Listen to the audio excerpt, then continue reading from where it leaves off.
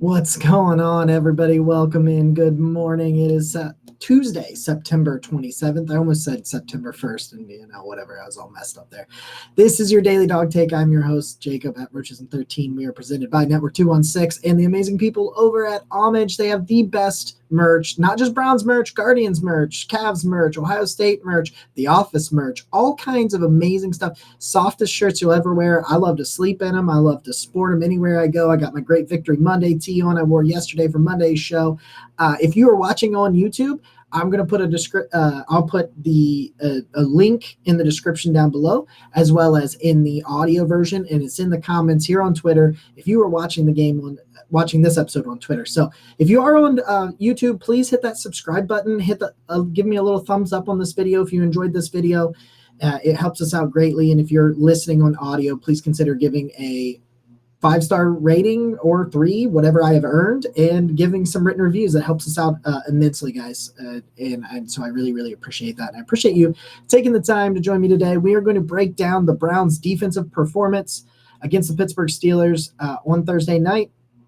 Before we start to shift here later in the week and talk about the Atlanta Falcons, I got a pretty great guest lined up that's going to jump on and chop it up with me and talk Atlanta Falcon football, tell me what's going on with them in their first 3 weeks. And I've really enjoyed this. It'll be the fourth time so far, obviously, this year, in which I've been able to sit down with an opposing fan base, a fan or, podcaster, someone that is me, but for the Atlanta Falcons, so to speak. And I really enjoy that sort of stuff. So that'll come out on Thursday and Friday. Still up in the air about Wednesday's episode and working on some stuff with Wednesday and what's going to go on with that. So I'm just glad you guys are here watching this Monday Night Football game. Myself recording this the night before. So we're going to talk about the Browns defense. Obviously, we got to talk about the situation with Myles Garrett in the car accident. As of recording this, it was just released that they believe he could go home this evening and that his agent said nothing is broken, but they're still running some tests.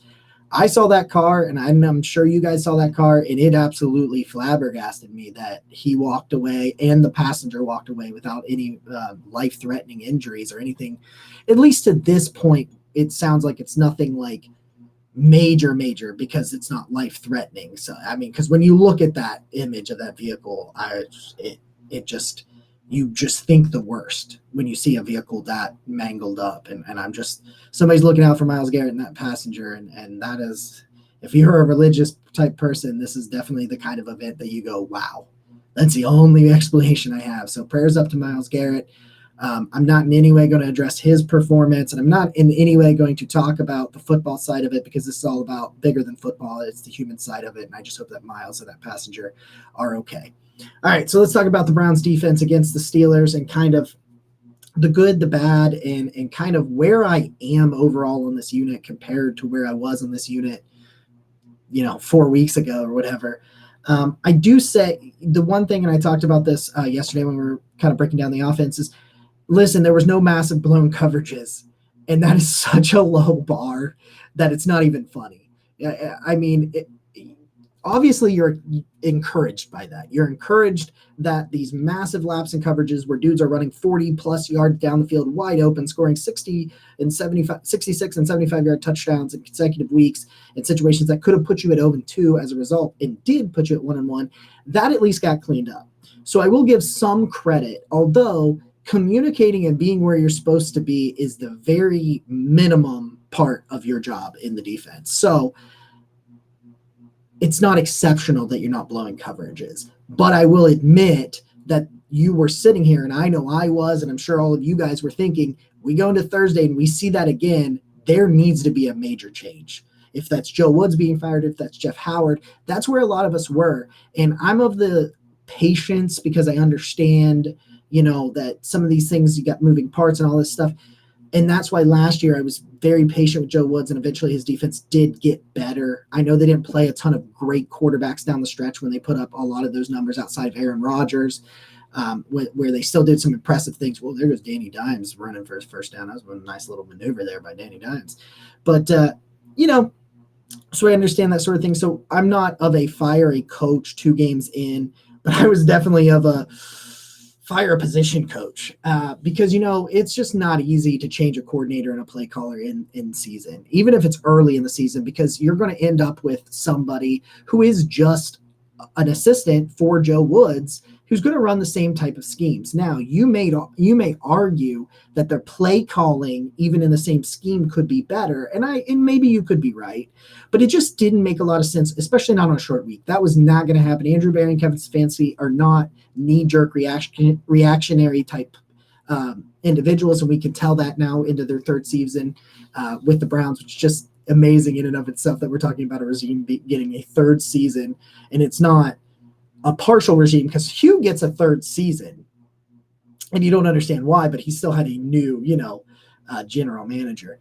But you at least saw in a short week that Joe Woods was at least able to do the minimum of what we asked. And that was just don't have guys running wide open. And it was nice to see that, because it was a step in the right direction. And here we are just kind of like, well, just give us that. And you gave it. Now you've got to make strides because you've had a week and a half.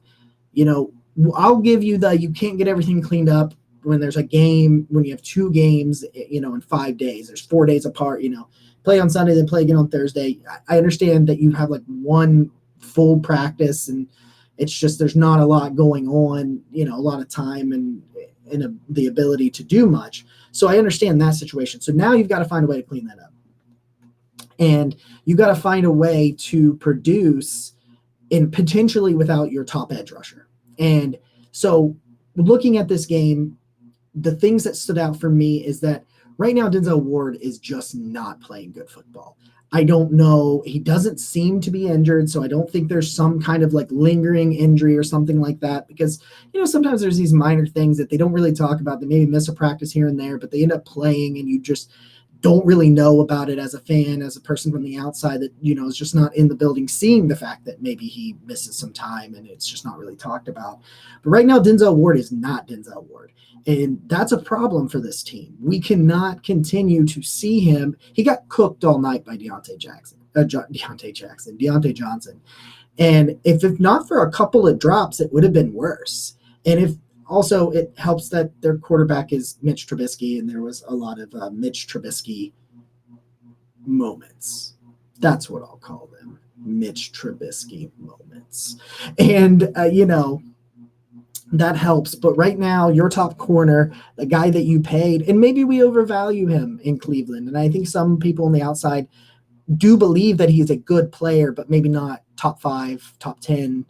I think he's around top 10, top 12, somewhere in that range. He's absolutely playing as one of the worst. I think PFF gave him like a grade in the 20s this week. And it's not been good. And I don't understand, why. Why is it the way it is?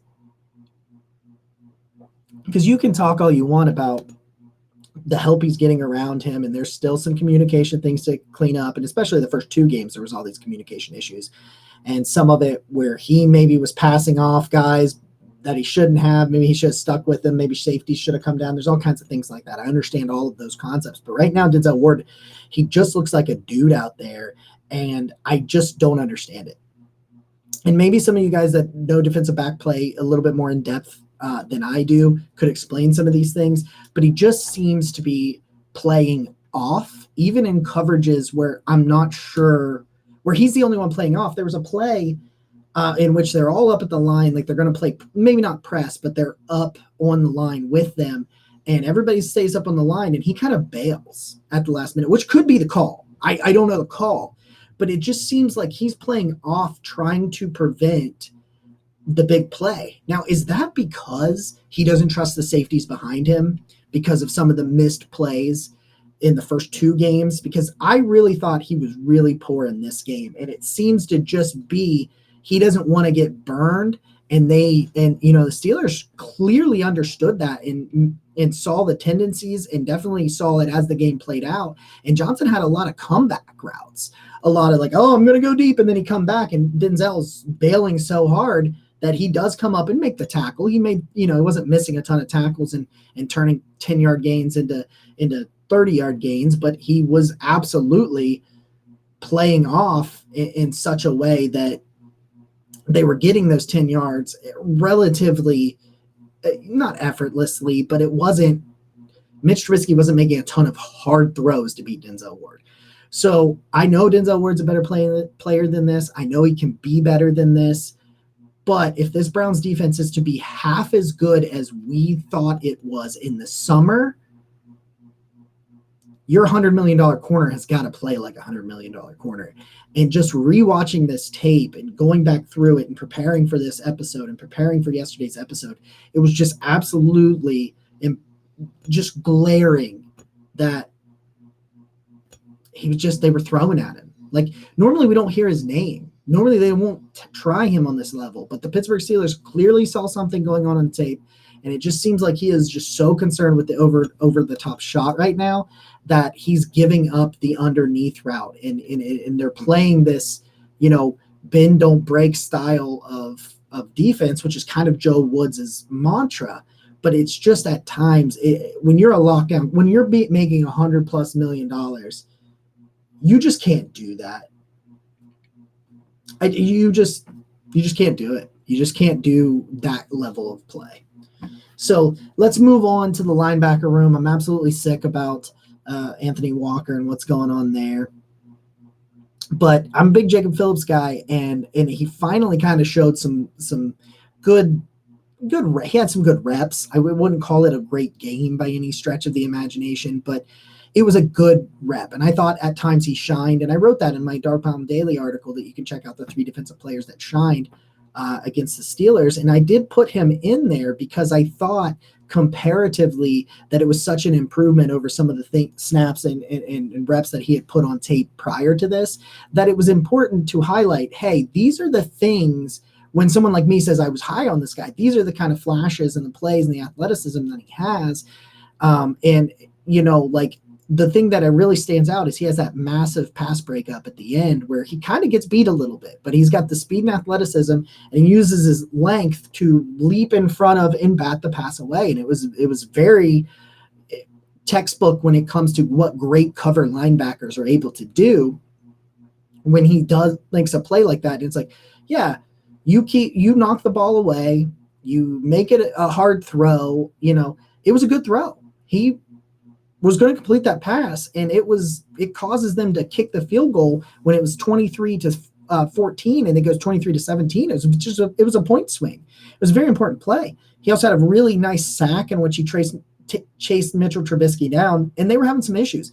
Trubisky is a little more athletic than some people, want to admit. He's not going to tear you up like Lamar or Josh Allen, but he's going to avoid sacks, and he avoided quite a few sacks in this game, and Phillips was able to chase him down for the game's, I believe, the only sack that they had. But it was just, I thought, hey, there it is. We talk about all the time the Week 17 against Pittsburgh Steelers, his rookie year, in which he's just flying sideline to sideline. Just this, we talked about it in the offseason too. Just this defense is fast. There's just so much speed at every single level. And with Anthony Walker, who was playing just out of his mind, you have got to give them something, because you're talking about a middle linebacker, and Jacob Phillips at LSU was a tackling machine. He leads the championship Tigers, makes I don't remember, it's like 150 tackles or something that year, which is it's just absurd. Like, he's just a guy that makes tackles. He just kind of reminds me personally of like the DeQuell Jackson style of linebacker, where it might not be a ton of like sacks or interceptions or flashy plays, but you look up in a 17 game season now, dude made 120 tackles, like kind of similar to what Anthony Walker has been, just a dude that might not make a ton of like Sports Center highlights, but he just makes the plays. And you've got to, there's been some issues. He has some issues still with some tackling issues and some concerns with missed tackles. And for a linebacker whose calling card is making a ton of tackles, you can't miss tackles. I mean, that's been the calling card of this defense. I thought it was better, but it still wasn't great this week. I really thought that this defense benefited on a short week from an offense that was struggling. I mean, the Pittsburgh Steelers offense was struggling, and at times they moved the ball pretty well. But they were struggling, and the Browns were able to kind of get maybe some confidence, forcing some punts and and putting a game away late with a deflection where then they almost messed up on the onside kick again, and that's special teams. That's a whole nother conversation, and we need to probably start having a nice look at Mike Prefer, because other than massively upgrading kicker and punter, who have definitely been a massive upgrade, in terms of the coaching side of it, I don't know what Mike Prefer has done to improve on what was a pretty poor unit last year, but I really did like seeing Chester Rogers not muff punts. That was great. How funny is it that our standard is just we're really excited about this guy who came in to be a returner because he didn't muff punts. Oh, okay. But yeah, I mean, they benefited from the offense that was just struggling, and it really helped, I think, maybe get some confidence and not blowing massive coverages. And I think that is, in a way, trying to take a step forward, and it's like, okay, we can do this. We can actually play to a pretty good level, to a level where, we're not a liability. And, Pittsburgh was struggling on so many levels offensively, but it doesn't matter. I mean, in the end, you play who's on the schedule and you find a way to win. You've still got massive strides for some of the guys that are coming up. Now, it's interesting because Herbert isn't healthy. Mac Jones isn't healthy. So that becomes easier, quote unquote, easier than what it would have regularly been had those guys be 100%. But you've got to be ready because they're going to be much better than what the Steelers were able to present. And my final thought here is to talk about the defensive tackles, who were not good. But I really want to highlight this thing that we talked about in the summer about how bad the defensive tackles were and how the Browns don't seem to care about stopping the run up the middle. Because if you go and watch this game, and especially even into the second half, because of course Pittsburgh goes to the half with a 14-13 advantage, they fall behind in the second half, especially when it becomes 23-14. And they're not able to run it up the middle, which was what they were doing. Some of their most successful stuff was some runs at the defensive tackles, even some outside runs. But I'm just talking, in general, the running game, the power run game of Najee Harris, who I think is going to be a thorn in the side for the Browns for a while if they can get that offensive line finally to play at a good level. Because I just when he's got room and he's got a full head of steam, he's definitely. No, I mean, that touchdown run on John Johnson is just a perfect example of, like, if he gets a hole and he can exploit it, he's good enough to do it. He's going to be a problem for Cleveland if they fix the offensive line. I mean, we really don't know if they're going to be able to figure it out or not.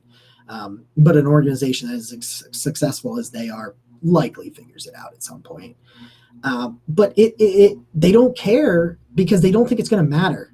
And in the end, if their offense can be as efficient as they are, running or passing, however, the Browns right now are third in efficiency per attempt. They're third in EPA. Their efficiency, the only teams that offensively are more efficient than the Browns right now are the Miami Dolphins and the Kansas City Chiefs.